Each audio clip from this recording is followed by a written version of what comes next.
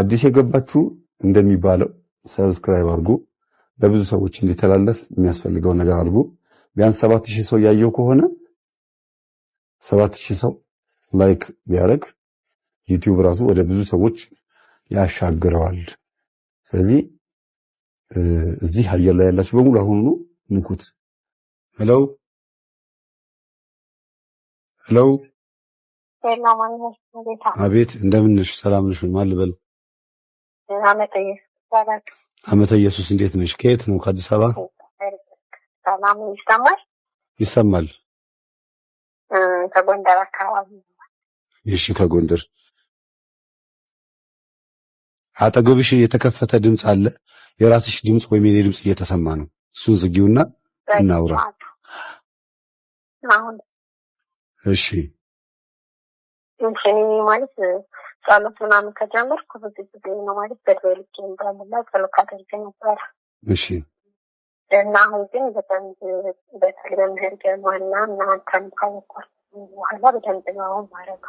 እሺ እና ቅዱስ ቁርባን ከተቀበልኩ ወደ 1 ዓመት ከ8 ወር አካባቢ ሆኖኛል። እንኳን ለዚህ በቃሽ።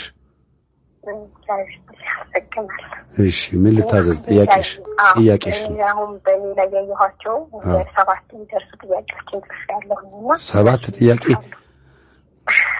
እሺ አጠር አድርገሽ ቶሎ ሰው በጣም አበዛሽ የሚል ጽሁፍ እንደሚጽፍ እርግጠኛ ነኝ። ለማንኛውም አጠር አድርገሽ ቶሎ ዋና ምላቸውን እንጠይቅ። አዎ ችግር የለውም መጠየቅሽ እኮ ግን አጠር አድርጊው። እሺ ለምሳሌ መጀመሪያ ላይ ጸሎት የሆነ የሚነግረኝ ነገር አለ። በውስጥ ያሉትን ነገሮች ማለት ነው። ምን ለምሳሌ የሚነግርሽ ምንድን ነው? ለምሳሌ ማንኛውም አንድ የመጠየቅበት ጊዜ እንደዚህ ተዋራ የጠላ ምናምን ነገር ይላል። እሺ እና ግን አሁን ለምሳሌ ማለት ነው በጣም ብዙ አይመስለው ማለት ማን ነው ይስጤ ከጓደኛ ከቤተሰብ ማን ያለ ይዘዋረቃል እና አንዱን እንኳን አይልም። ብዙ ነገር ይላል ከጓደኛ ከቤተሰብ እንደሆነ ምናምን። እሺ ሁሉንቶ ይለኛል። እሺ እና እንደው ያለ ስለሚመስል ለማመን ከበደኝ ማለት ነው። አንዳንዴ ውሸትን እንደማጣላት ነው እየመለስኩልሽ ዲክቶር ተቆ እንዴት ነው 7 መልሽ 7 ሰምቼ 7 ልመልስ። ይኸውልሽ ስትጸልይ ወደ እግዚአብሔር ጸለይሽ፣ አቤቱ ይቅር በለኝ ማረኝ ብለሽ ለስጋው ደግሞ በቅተሽ እየጾምሽ እየጸለይሽ ነቃሽ። ከዛ በኋላ ማነህ ስትዩ ገሌ ነኝ ሲልሽ ለምን ፈራሽ ታዲያ? አይ ማለቴ በተለያየ ጊዜ የተለያየ ሰው ሲጠቅስ ነው እኮ በተለያየ ጊዜ ስለገባ ነው። አሁን እኮ መተት ብቻ ላይሆን ይችላል። አሁን ብዙ ጊዜ መንፈስ እኔ አሁን ለምሳሌ ጓደኞቼን ያሳየኛል። አንዳንድ ጊዜ አብረን ምሳ የበላናቸውን በፊት ተማሪ ያለው ክላስ ውስጥ ህፃን ልጅ እየነበርኩ ስራ ቦታ የስራ ባልደረቦቼ አብረን ጎን ለጎን እንሰራ የነበርን ጓደኞቼን ያሳየኛል። ከዛ ምንድነው ስለው ከነሱ ነው የመጣሁት ይለኛል። መቼም መተት አይሆንም ስለው ወይኔ አወቅብኝ እኔማ መተት ነው ብዬ ላጭበረብር ነበር ይለኛል። አየሽ መተት የሚልኩና ማይልኩ ሰዎችን መለየት የምችለው በምንድነው? መጀመሪያ መተት ነው ብዬ እንዳምን አልፈልግም።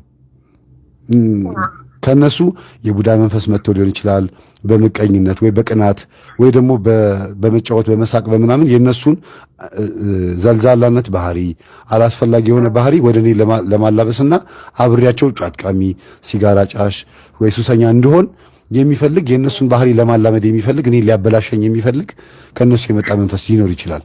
ማን ይስበዋል? ይሄን መንፈስ እኔ ውስጥ ያለው መንፈስ ይስበዋል። ገባሽ? እኔ ውስጥ ያለው መንፈስ እኔ እንድበላሽ ሲፈልግ አገልጋይነቴ እንዲበላሽ ወይም ደግሞ መንፈሳዊነቴ የተለያዩ ሐሳቦቼ ዓለማዊ ሆነው እንዲቀሩ ስለሚፈልግ የዱርዬ ጓደኞቼን መንፈስ ወደ እኔ ስብና እኔን ዱርዬ ለማድረግ ወደዛ ለመጎተት የሚገባም አለ። ሰዎቹ አያውቁም። ጓደኞቼ ሆን ብለው እኔ ላይ ላይልኩ ይችላሉና ከዚህ አንፃር ይሄን ተረጁ። ቀጥሎ ግን መተት ነኝ ካለ ለምን ተልከህ ነው ምናምን ብለሽ አትጠይቂ። መተት እግዚአብሔር ይገስጽ።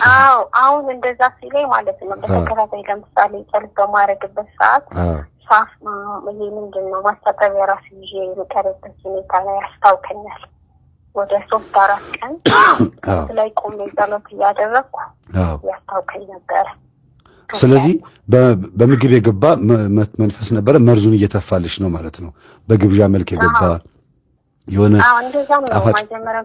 ብዙ ጊዜ ጣፋጭ ነገር እወዳለሁ፣ ስጦታ ሲመጣልሽ ወይ የሆነ ነገር ብቻ እወዳለሁ በምትዩ ምግብ በኩል እኔ ለምሳሌ ይሄን ምግብ እወዳለሁ ብዬ ካልኩኝና ይሄን ስናገር የሰማ ሰው ካለ ያን ነገር ይዞ መጥቶ ይሄን አይደል የምትወደው እንካ ብሎ ቢሰጠኝ እኔ ዝም ብዬ ስለጋበዘኝ ልበላ እችላለሁ። ያ ሰው ግን ማን እንደሆነ ላላቀው እችላለሁ። ስለዚህ ብዙ ጊዜ በማትወጁ ሳይሆን በምትወጁ ምግብ በኩል የገባ ስለሚሆን ብዙ ጊዜ አዘውትረሽ ይሄን ምግብ በጣም እወደዋለሁ ካልሽ ልታቆም ይገባል። ሁሉንም ምግብ በእኩል አይን ማየት አለብሽ። በጣም አዘውትረሽ የምትበይው ምግብ ካለ እኔ ይሄን ነገር ስበላ በቃ እንደው አልጠግብም በጣም ነው ደስ የሚለኝ ካልሽ የሆነ ጉዳይ አለ ወይ በተፈጥሮ በጣም አዳብት አድርጎሽ ሰውነትሽ እሱን አምጪ ይልሻል፣ ወይ ግን የሆነ ነገር አለ አብሮት ከዛ ጋር የተገናኘ።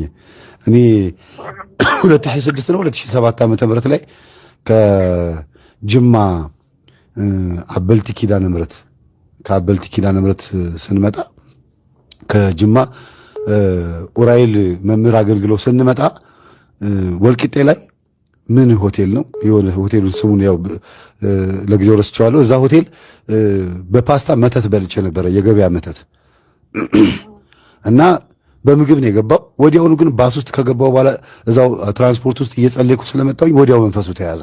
ወዲያውኑ ወርጃ አስታወኩ። ወዲያውኑ ቤት ስመጣ 3 ቀን ተከታታይ እየቆረኩበት ወዲያው ተያዘ። ግን በአይነ ህሊኔ ሲያሳየኝ የነበረው የሆነ ሰውዬ ነበር፣ አላውቅም። ለካ ያ ሰውዬ ምንድን ነው የሆቴሉ ባለቤት ሊሆን ይችላል፣ ወይም ደግሞ ያን መተት ያደረገው ጠንቋይ፣ ብቻ የሆነ ሰው ሊሆን ይችላል። እና ማነህ ስለው እኔ ነኝ እኮ ለገበያ ያስገባሁት ይለኛል። እና እኔ ነኝ እንጂ የሄድኩበት ሰውየው ጋር ሰውየው እኔ ላይ ሆን ብሎ መተት አያደርግም። ለሆቴሉ ብሎ እንደ ማንኛውም ሰው መተት እንደሚያስመትቱት ሁሉም ተመጋቢ በመተት እንዲበከልለት ያደርጋል። እኔ ነኝ ወደ ሆቴላቸው የሄድኩባቸው። በዚህም መልኩ ደግሞ መተት ይገባል። መተት ብዙ ጊዜ ሆን ብሎ አንቺን አድኖ መጥቶ ሳይሆን አንቺ ራስሽ ሄደሽባቸው በምትበይው መተት ይኖራል። ስለዚህ ከዛ አንጻር ነው የተለያየ አይነት ሰዎች የሚያሳይሽና አትደናገጭ። ግን እንዴት ነው መፍትሄው ሲባል ጸበል አብዝቶ በመጠጣትና የገባውን ጸበል በጣት እየነኩ አስወጥቶ መርዙን እንዲተፋ ማድረግ፣ ጆሮ ውስጥ ጸበል ማድረግ፣ አይን ላይ ጸበል ማድረግ፣ ግንባር ጸበል ማስመታት፣ እንደገና ደግሞ ስግደት መስገድ። በተለይ ጸበል በምንጸበልበት ሰዓት ጀርባን እና ግንባርን በደንብ ጸበል ማስመታት። ጀርባ ላይ ያለው ዛር ነው ሌሎቹ መንፈሶችን የሚሰበስበው። አሁን ደግሞ እንደገና ጸበል እና በምታመጡበት ጸሎት ያው እንዳቅሜ ጸሎት ይሳለኝና በምንበረከክበት ሰዓት ነቃ ብለሽ አውሪ። ይቅርታ ነቃ ብለሽ አውሪ። ትንሽ ድምፅሽ ወርዷል። አይ ጥቂት ሰው ስላለ እንዳረብሽ ቃላቶቹ ትንሽ ተያይዘዋል፣ እርስ በርስ እየተገፋፉ ነው የሚወጡት። እሺ አይ ጸበል ስጀምርና እንደዚህ በደንብ ደግሞ ጸሎት በማድረግበት ሰዓት ማለት ነው የበሽታዎች መደራረብ መብዛት። ለምሳሌ ጉንፋን ከያዘኝ ጉንፋን ብቻ ሆነ፣ ለምሳሌ ወገቤን ግሬን ጨምሮ ማለት አሁን ሰሞኑን እንደዚህ ነው አሞኝ ነበርና ነስር ሁላ ጉንፋን ነው ግን ሳላይ ሁላ ትንሽ ነስሩን ነው ማገኝ ስነቃ በጣም ነስር ሁላና ነስር መሆን ማየራሱ ከነቃ በኋላ ነው። ሊያዳክምሽ እኮ ነው። አሁን የተለያየ አይነት ነገር የሚቀያየረው ሊያዳክምሽ ሲፈልግ ነው እንጂ እና ጸበል ራሱ ጀምር በጣም ያለ መስል የመልክ መቀየር እኮ ድካም፣ ራስ መከበት እና በዛ ምክንያት ራሱ ትንላለ ማለት አሁን ጸበል ለመጠመቅ አስብና ይሄን ስታስቢው ደግሞ ታቆሚዋለሽ። ይሄን ስታስቢው ያስቆምሻል። አየሽ አሁን እንድታቆሚ ነው። ለምሳሌ እኔ ከቤቴ ወጥቼ ወደ አስፋልት ልሄድ ስል ሁልጊዜ በር ላይ ውሻ ካጋጠመኝ እኔ አልወጣም። ወይ ውሻውን እስኪያስሩልኝ ወይ ደግሞ ውሻውን መምቻ ዱላ ይዤ እወጣለሁ እንጂ አልወጣም። ስለዚህ እኔ እንዳልወጣ ቀድሞ የሚያዘጋጅ ነገር ይኖራል። እኔ ከቤቴ እንዳልወጣ የሚደረግ ሴራ መኖር አለመኖር ማወቅ የምችለው ደግሞ ሳጣራ የሆነ ነገር ስመራመር ነው። እና ብዙ ጊዜ ጸበል እንዳትሄጂ እንዳትጠመቂና እንዳትይዦ ጉንፋን የሆነ ነገር ማድረግ ወይ ደም አሁን ደም ከደማውኝ ጸበል አልሄድም ትያለሽ። ፔሪየድ ከመጣ ጸበል አልሄድም ትያለሽ። ይሄ ጸበል እንዳትሄጂ ምክንያት የሚፈጥር ስለሆነ ደግሞ ቶሎ የሚያዝ የጠንቋይ መንፈስ ሲሆን ብዙ ጊዜ እንደዚህ የሚሆነው። የደብተራ መንፈስ ብዙ ጊዜ በጸሎት በስግደት አብዝቶ በመጾም የሚያዝ ነው የደብተራ መንፈስ። ይሄ ጠንቋይ ግን ጸበል ስትሄጂ ወዲያው ይያዛል። እና ምናምን ኮተታ ያበዙ ሰዎች ጓደኞች ይኖሩሻል። እንግዲህ አይታወቅም በምን ውስጥ እንደሆንሽ። አይ እንደምን ስራ ላይ ያለው ዙሮ እና ደግሞ ምንድነው ምንም ምክንያት የማላውቀው የቃረን ችግር አለ። ለምሳሌ አሽቃቃም ሲሆን በሰለጠነ ነው የምታቀቀው ግን በደንብ አጥቼን ጠንቅቄ ነው የማወጣው። ግን እንደዚህ ነው ችግር አይሰማም። የኔት ምን እንደምትይኝ አልሰማሁሽም፣ ይቅርታ። እሺ አይ መናገር የፈለኩት ምንድነው ለምሳሌ ምክንያቱን የማላውቀው ሽታ ማለት ነው። ለምሳሌ አፍ እና በደንብ አጥቼ ምናምን ራስ ወጥቼ ታቀቃለሁ። በተለይ ጾም በሚሆንበት ሰዓት በጣም ነው የምሸማቀቀው። ይነግሩሻል? ሰዎች ይሸታል ይሉሻል ወይስ አንቺ ነሽ የምትሳቀቂው? አይ ጓደኛ ነግሮኛው ካል ከጋር ነገሩኝ በኋላ ነው እንደውም መሳቀቅ የጀመርኩት። አንቺስ ይሸትሻል? የራስሽ አፍ ለኔ ይሸተኛል። አይሸትሽም? ለኔ ይሸተኛል። እንደውም በጣም ነው ወረደ ዝቅተኛ ነው የማስተካከል በጣም ዝቅተኛ ነው። አዎ ብዙ ጊዜ አርቲፊሻል ጥርስ አለሽ እንደ አፍሽ ላይ? ምንም የለኝም። በቃ አይ ብዙ ጊዜ አርቲፊሻል ጥርስ ካለ እሷን ጸዳ ካላደረግናት ሊሸት ይችላል። አፋችን ማንግሞጥሞጥ ማንፍቅ ከሆነ ጥርሳችን ሊሸት ይችላል። ግን ይሄንን ሁሉ አድርገሽ ከሆነ ደግሞ የሚሸተው ኮልጌት ለምሳሌ ጀምረሽ ካቋረጥሽው አፍ ይሸታል ይባላል። እኔ በብዛት የምሰማው አላቆምኩም። ብዙ ጊዜ ነው የምጠቀመው አላቆምኩም። ይሄ ሁሉ ከሆነ ግን ሁሉ አልገሽ አሁንም የሚሸት ከሆነ ሰዎች ፊት እንድትቀርቢ የማይፈልግ አይነጥላ የሆነብሽ መንፈስ አለ። ይሄ አይነጥላ ደግሞ ሰዎች ጋር ስትቀራረቢ ስትጫወቺ የማይወድ ቡዳ ዛር። ለምሳሌ እናትሽ በስስት አይን የሚያዩሽ ከሆነ አባትሽ፣ በተለይ ሴት ስለሆንሽ ከአባትሽ ጋር ሊገናኝ ይችላል። ግን ይሄ ሰዎች እንዳያዩብኝ ብለው መሸፈን፣ ወደ ውጭ እንዳትወጪ አርፈሽ ተቀመጪ ብለው በጣም በስስት አይን የሚያሳድጉሽ ከሆነ የነበረው ቤተሰቦችሽ አሁንም ወደ ውጭ እንዳትወጪ በእናቶችሽ በኩል በቤተሰቦችሽ በኩል የመጣው መንፈስ እንዳትወጪ ሲከላከልበት የነበረውን ንግግር ወደ ምን ይቀይረዋል? ሰዎች እንዳይቀርቡሽ ጠረንን በመቀየር ብብት እንዲሸት፣ ገላችን እንዲሸትና ላብላብ እንዲል አፋችን እንዲሸት። በዛ ምክንያት ደግሞ አንድ ሰው ነግሮሽ ምናልባት የዛን ቀን ጥርስሽን ሳትፍቂ ሄደሽ ሊሆን ይችላል። ወይ ደግሞ አጋጣሚ ሆኖ በሆነ ነገር የሆነ አፍ የሚያሸት ምግብ በልተሽ ሊሆን ይችላል። ግን ሁልጊዜ እንደዛ ነው የሚመስልሽ። ያንን ስሜት ግን አይምሮሽ ላይ ይተክልብሻል። እና ብትቺ ጠዋት ስትወጪ የተባረከ ዘቢብ መብላት፣ እንደገና ደግሞ አፍሽን ጸበል ጠጥተሽ መውጣት፣ አፍሽን በስላሴ ስም አማትበሽ ጸሎት አድርገሽ ስትወጪ ይህንን መንፈስ ገስጸሽ መውጣት አለብሽ። እኔ አፍ ላይ ሆነ አፌን የምታሸት አይምሮዬ ላይ ሆነ ደግሞ አፍሽ ይሸታልና ሰው አትቅረብ እያልክ መጥፎ ነገር የምትነግረኝ መንፈስ በስላሴ ስም ስራህን አቁም፣ ተቃውሜሃለሁ፣ እኔ ላይ ኃይል የለህም እያልሽ እየተቃወምሽ ነው መውጣት ያለብሽ። ከዛ ውጭ ደግሞ አመጋገብን ማስተካከል። ብዙ ጊዜ አፍ የሚያሸቱ ምግቦች አሉ። ለምሳሌ በጣም ብዙ ነገሮች ተጠንቅቄ ነው እንደዛ አይነት ኬዞች ቢኖሩ አልጠይቅም ነበር። ልክ ነው እኮ አሁን መንፈስ መሆኑ ገብቶኛል። መንፈስ መሆኑ እኮ ገብቶኛል። ግን ለመሰለሽ ብዙ ጊዜ መንፈሱ ራሱ አፍን ያሸታል። ግን ደግሞ አፍሽ እንዲሸት ደግሞ ምትበይው አፍ ሊያሸት የሚችልን ምግብ እንድትወጂ ያደርጋል። ይህን ምግብ እወደዋለሁ ስትይ ያ የምትወጂው ምግብ ምናልባት አንቺን እንደዚህ የሚያደርግ ይሆናል። ምሳሌ ልንገርሽ። አንዱ ጓደኛዬ አብሽ መጠጣት ይወዳል። አብሽ ከስኳር ጋር ካልሆነ በጣም ጎምዛዛ ነው ታውቂያለሽ። ስኳርም እንኳን ተደርጎበት ማለት ነው። ግን በጣም የሚገርምሽ ነገር አንደኛ ገላውን መታጠብ አይወድም። ሁለተኛ ነገር ደግሞ አብሽ የጠጣ ሰው ደግሞ ላቡ አብሽ ነው የሚለው ራሱ ላቡ። አስቢው፣ አብሽ ይወዳል ግን ደግሞ አይታጠብም። ምን ያህል ከባድ ተጽዕኖ እንደሆነ ይሄ መንፈሱ ሊጎዳሽ የሚችልና በሰው ዘንድ ሲታይ ተጽዕኖ የሚፈጥርን ምግብ በግድ እንድትወጁ ያደርግሻል። ይሄ ነገር እወደዋለሁ ለምን አትተውም ሲባል አይኔ ይወደው። አሁን መጠጣት ይጎዳል ግን እወደዋለሁ ይላሉ። እንዲያውም ጭራሽ አሻሽለውት ምን ይላሉ? ጠላትን ውደድ ብሏልና መጠጥ ጠላቴ ከሆነ እወደዋለሁ ማለት ቀልድ ሁሉ ጀምረዋል። የክርስቶስን ቃል የመጠምዘዝ ማለት ነው። አሁን ላንቺ ይሄን ቀጥታ ስነግርሽ በተቻለሽ መጠን ቀራዳ እንዳይገኝ በመንፈሳዊውም በአመጋገብም በጽዳቱም ጉዳይ እንከን እንዳይኖራገሽ እየተቃወምሽ ከአንደበት ጀምሮ እየተቃወምሽ ዝም ብለሽ ቀጥይበት። አንድ ቀን ስትቃወሚው በመቃወም ብዛት አንድ ቀን ይጋለጥ ይሆናል ማለት ነው ማሰቡ። እንደዛ ነው ማሰቡ። እኔ ቀጥይ። ሶስተኛ ጥያቄዎቹን እየሄድሽ ነው አይደል? ጥያቄዎቹን የቁጥሩን እየሄድሽ ነው አይደል? አዎ። ስንተኛ ላይ ገባው? እና የወር አበባዬ ለምሳሌ ሊመጣ ሲል ሁሌም በህልሜ ያያለሁ ማለት ልብሴ ነክቶ ምናምን ቀድሞ የማስጠንቀቅ ማለት ነው። እሺ። እና ማለት ይሄ አሁን እንደዚህ ለምን ሊያስጠነቅቀኝ ቻለ ብዬ ሳስብ ያለ ወሩ ሲመጣ ነው? ያለ ወሩ ሲመጣ ነው? ኖ በወሩ ነው የሚመጣው። ግን ሁሌም በህልሜ ይነግረኛል ማለት ልብሴ ነክቶ ምናምን ያለው ነው ወይ ጠዋቱን ወይ ከሰዓቱ እንደዚህ መምጣት ሁኔታ ያለው እና እዚህ ጋር ልጠይቅ የፈለኩት ባለፈው ጊዜ የ2 ወር መፈጠር ሆኜ ነበር ያስወረደኝ ማለት ነው። እሺ። ወርጃ ተፈጥሮ ነበርና ሐኪም ቤቱ ላይ ስጠይቅ ሐኪሙ ምንም ነገር ሊሰጥሽ የሚችለው ነገር የለኝም በቃ በተፈጥሮ ሁሉ ነገር አልቆ ነው የመጣሽው አለኝ። ማለት እንዴት መድኃኒት ምናምን ሁላ ለማለት አልችልም። ምን ለማድረግ አልገባኝም። አልገባኝም። እርግዝናውን ለማቋረጥ ነው ወይስ ምንድን ነው? አልገባኝም። አይደለም ለማቋረጥ ሳይሆን ለማለት ምንድነው ውርጃ ላይ ህመም አለው አይደል? ያንን ለመታከም ሄጄ ነበር ወደ ሕክምና። እሺ። እና ሐኪሙ ምንም ማለት ውርጃን በተፈጠረ ያስታውቃል፣ ግን በተፈጥሮ ሁሉም ነገር ወርዷል በቃ።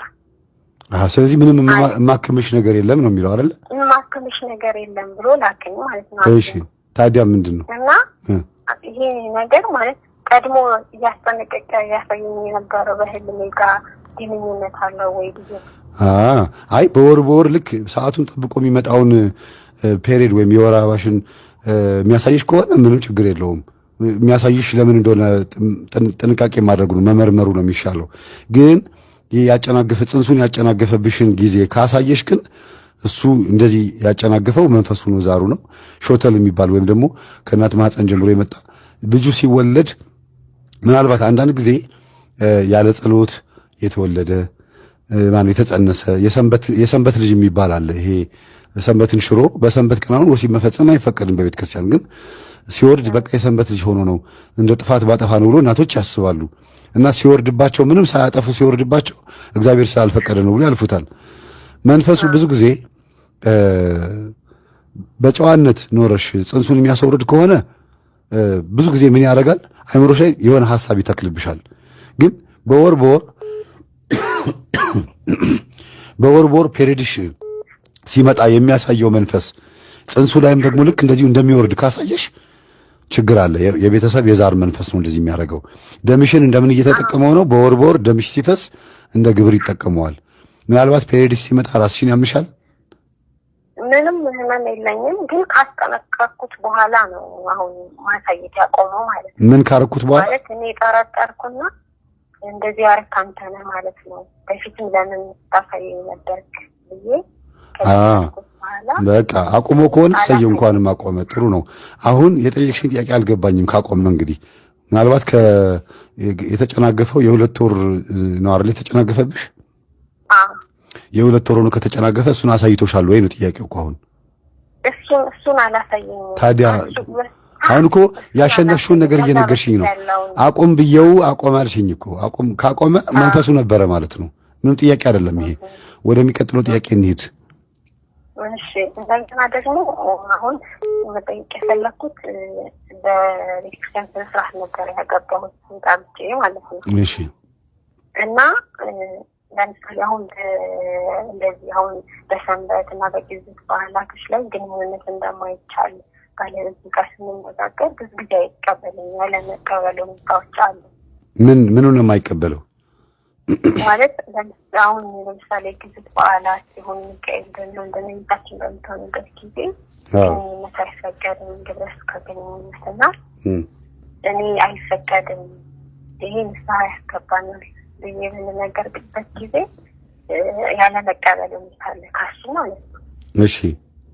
እና በዚህ ከአንድ 2-3 ንስሐ ገባሁበት። አንቺ ተቀበለሻል? ግንኙነት እንደማይፈቀድ ተቀበለሻል? እኔ ሁሌም እየተናገርኩ ነው። አልያም ተቀበልኩ አይደለም። ግንኙነት እንደማይፈቀድ እኮ ነው ያልኩሽ። ግንኙነት እንደማይፈቀድ አምነሽበታል ወይ? አዎ አምኜበት ነው። ስለዚህ አሁን አንቺ አይፈረድብሽም። ምን ይላል መሰለሽ መጽሐፉ? ያንቺ ገላ ያንቺ አይደለም የሱ ነው፣ የሱ ገላ ደግሞ የሱ አይደለም ያንቺ ነው ይላል አይደለም? ግን ህጉን ነግረሽው ሴት ስለሆንሽ ብቻ አይ እንደፈለኩ መሆን ይችላል ብሎ የሚያደርግ ከሆነ ምንድነው በአንቺ ላይ አይደለም የሚፈረደው።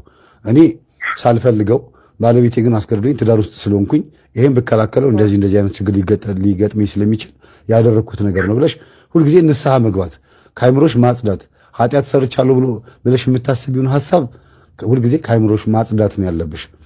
ግን ሁልጊዜ እንደ ጥፋተኝነት አትቁጠሪው።